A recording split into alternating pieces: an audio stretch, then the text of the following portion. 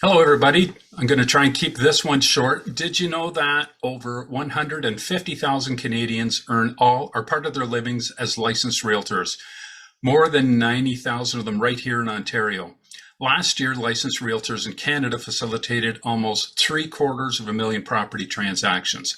Housing is our most fundamental need as Canadians and the largest component of our wealth and our savings. Each year, the Canadian Real Estate Association sends around 400 select realtors from right across the country to Ottawa for CREA PAC Days, a 3-day conference where our federal government leaders get advice and insight from those of us on the front lines of our housing industry. I am proud to say that I am among this group of dedicated realtors for the last 12 years. The main focus of our meetings with members of parliaments last week, not surprisingly, was on what government could and should be doing to resolve the housing shortfalls that exist right across the country. The failure to ensure that Canadians' housing supply meets with our housing demands is at the very core of a number of our problems that are facing Canadians. Most significantly, record high housing prices and residential rental rates. This past week, we recommended to our federal government that more of our infrastructure funding be put directly to creating new housing and that it be indexed to population growth.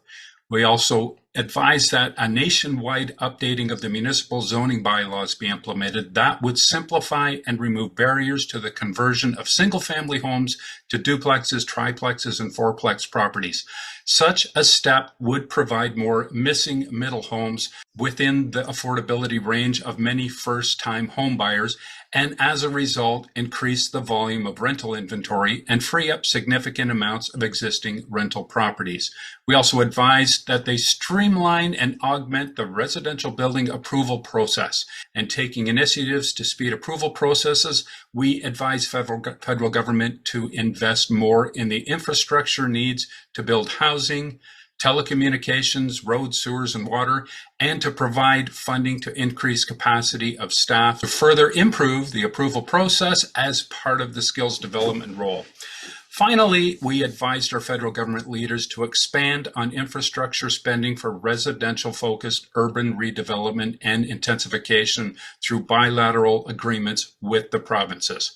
We are beginning to see more determined action from our provincial government on the housing front. It was revealed just last week that the Ontario provincial government is making some policy changes that are going to go a long way, I believe, in helping to correct our housing shortfalls if these proposals are passed into law. All levels of government have roles to play and work to do to ensure Canadians have access to housing at every level of affordability, especially the lower end level of affordability.